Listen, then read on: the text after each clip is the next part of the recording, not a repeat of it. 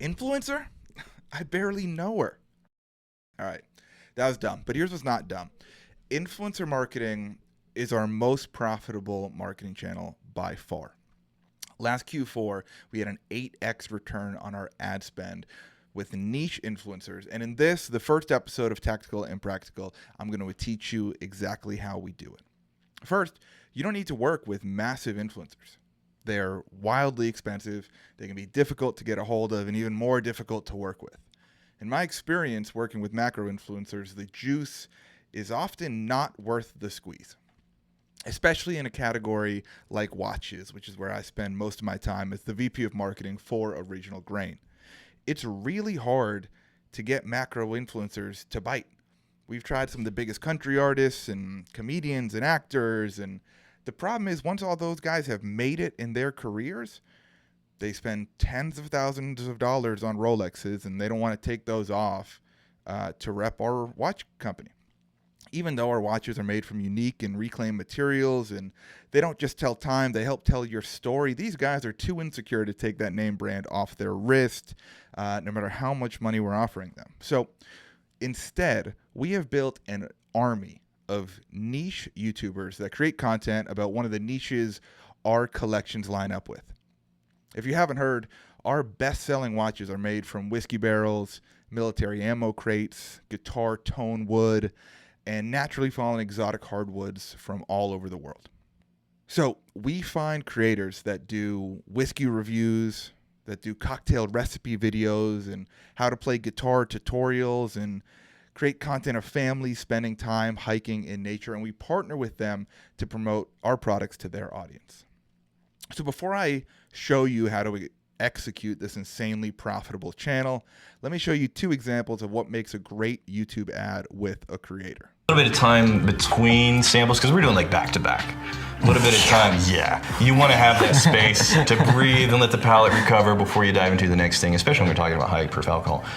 And the way that I tell time is from our sponsor. Hey! Oh! Look at that transition! It's time you heard about Original Grain.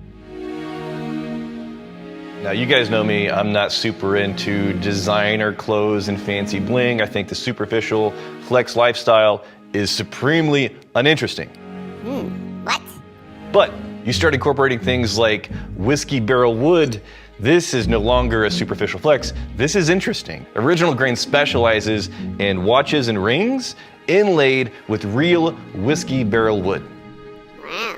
They have several styles and designs. You want to be thinking about two things right now. One, which is going to be the style that's best going to match you. And then also, Father's Day is coming up. So maybe you've been phoning it in the last couple of years. You want to give the old man something interesting, but it doesn't break the bank. And it's not only whiskey barrels. They actually have beer barrel stuff, tequila barrel stuff. Obviously, I'm all up into the whiskey pieces, but actual inlaid wood from Taylor guitars, reclaimed wood from real ammo crates, if you know somebody that has a military background. And when you're using reclaimed elements like this, it means every single piece is unique. Original Grain has been making watches for nearly a decade now. They have over 20,000 five-star reviews, free shipping, and a generous warranty. There's a lot to like here. The link is in the description below. You want to jump on this pretty quick because for a limited time, you use code TRIBE at originalgrain.com/tribe and you get 30% off anything on the store. Pretty good. That's pretty nice.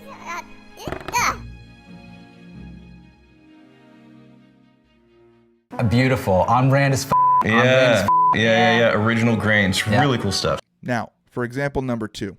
Today's episode of Tactical and Practical is sponsored by Intelligems. If you haven't heard, Intelligems.io is the ultimate profit optimization tool. I've been a paying customer and an advocate of Intelligems for a year, long before they ever sponsored my podcast. Using that tool has allowed us to massively increase the revenue and profit per site visitor while we're scaling site traffic 50% 2 years in a row. So if you've ever wondered the exact right price for your product that's going to drive the right balance of margin and conversion rate, or if you've ever wondered what the best headline was to put on your highest traffic landing page to turn the most site visitors into customers, Intelligems.io is the only tool you need. Go to their website, schedule a demo, let them know I sent you. Packages start at just $100 a month with no long-term contract, so there's no excuse not to start split testing with Intelligems. So let's look at the anatomy of those two ads. Appreciate you guys letting me do a little meta ad thing here. Not meta like meta, but meta like it was an ad inside of an ad about a podcast with ads. Anyways, both of these ads were delivered to a relevant audience at a relevant time.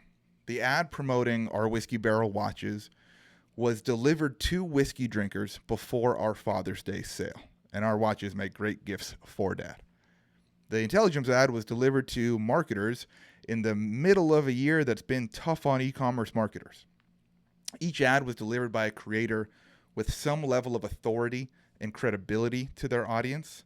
Even if you don't think I'm the smartest guy, you're listening to this podcast for a reason, so that's some level of credibility there.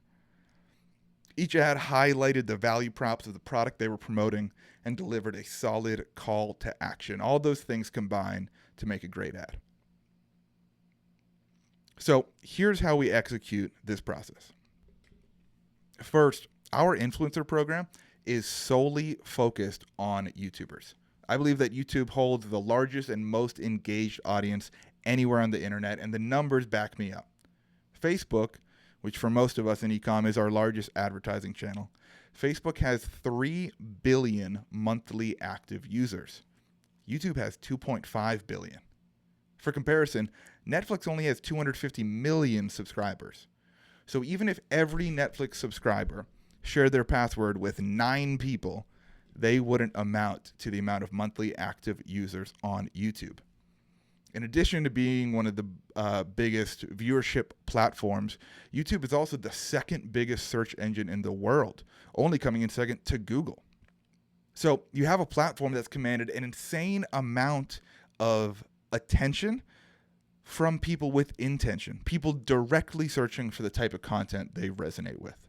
For all those reasons, I believe the YouTube audience is the most valuable audience to advertise to that has ever existed. And later in this episode, I'll show you exactly how we measure the value of each audience we sponsor on YouTube. But let's start at the beginning. How do we build this army of niche creators to rep our brand? All of the research and outreach is done manually by an in-house team member. We've tried all the influencer tools and softwares to help streamline and speed up this process, but so far we haven't found anything more efficient than going on YouTube, typing in something we are looking for, sorting by channels, going to their page, and either finding an email address or finding a matching Instagram page to send them a direct message ourselves. Every other way we've tried is even more tedious and slower. That's why this program is the hardest to scale, because it takes manpower just to get it done. But so far, we've seen it to be well worth it. After we find the right creators, we look at the average views of their last 10 episodes to get an idea of their reach, to get an idea of how big they are. We also look for channels that post often. We look for channels that get a lot of comments on their video and a lot of interaction from the audience to show how engaged their viewers actually are. We then negotiate a deal based on that average views from their last 10 episodes, and we ask for a minimum guarantee on views 30 days after the video is posted. Not every creator says yes to this, but a lot of them, what we'll end up doing is we set that minimum just below whatever their last average 10 are, because it's okay if it gets a little less views. We've just been in positions where we sponsor a video with a creator that usually gets 100,000 views, and for whatever reason this video flopped and got 20,000. We want to protect ourselves from that, so we ask for that minimum guarantee. We then use that minimum view count 30 days after the video is posted to calculate our CPM, the cost per 1,000 views that we paid for that video. That's going to come in handy later when we talk about measuring the success of each ad. So for this example, if a creator is averaging 120,000 views, a video will agree to set a minimum guarantee at 100,000. Then we agree on a flat fee to put our ad in the video. For a 100K view guarantee to the right audience, I'd pay a $40 CPM, which means the sponsorship would cost $4,000. Now, when you first start this program, you're going to be shooting in the dark a little bit. You're not going to know what's a good deal for you.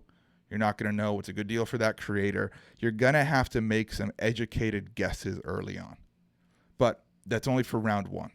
Because in subsequent rounds, I'm going to teach you how we measure RPM, revenue per 1,000 impressions, to assign a numerical value to each type of content and each type of audience you sponsor so that you have more clarity and more decisiveness when you're agreeing to future influencer deals. 30 days after the video is posted, we track the view count and the revenue generated by the creator. Then we do the math to figure out that RPM. We track this for every creator on every ad, and we start to measure the trends of how much each audience is worth to us. So now I know the diehard bourbon drinker audience is worth a $200 RPM. I know the general lifestyle or comedy podcast audience is only worth a $40 RPM. So when we find a new whiskey creator to work with, I know I can pay a lot more for their audience than a creator who isn't as niche in their content. Tracking RPM is what is allowing us to scale this program as quick as we can find new creators, because we have reliable data showing which creator or how much each creator is going to be worth to us before we ever do an ad with them. Because we know, based on the type of content, we know what the type of viewer is going to be interested in.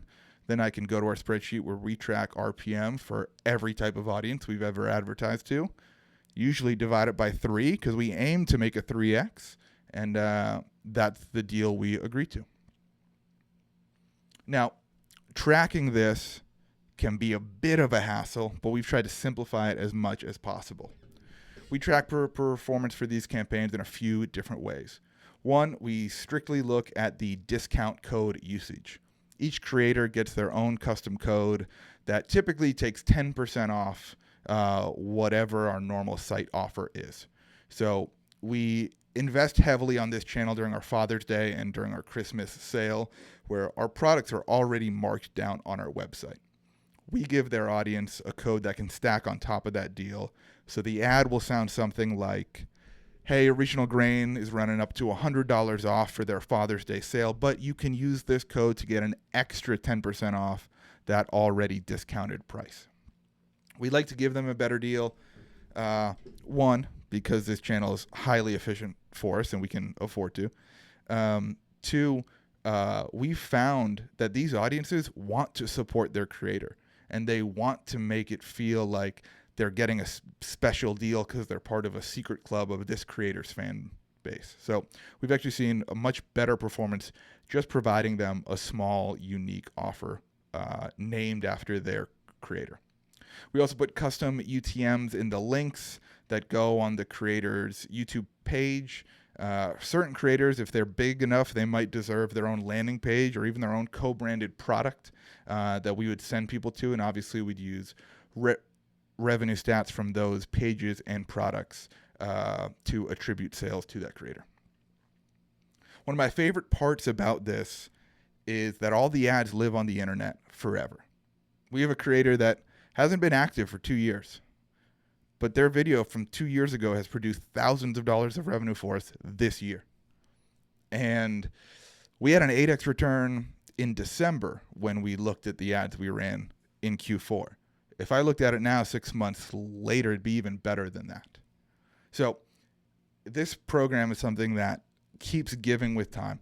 And as long as you track revenue accurately, as long as you measure RPM and only agree to deals that data supports you on as ending up profitable, these campaigns are going to be highly, highly profitable for you for years and years to come. So if I was you, I'd go on YouTube right now. I'd find 10 creators that make content your target audience would enjoy and would resonate with. I'd direct message them, ask them their rate to sponsor a video. I'd send them some products. I'd agree to a deal. I'd give them some loose talking points. Don't give them a script. Give them some loose talking points. Let them deliver the ad naturally. I'd give them a great offer to promote to their audience, and I'd get your link in the top of their YouTube description. Then you can watch the sales come in. Then you measure, adjust, and scale the program from there. That's how we've made influencer marketing our most profitable channel in 2024. Thanks for listening to Tactical and Practical. I'll see you next time.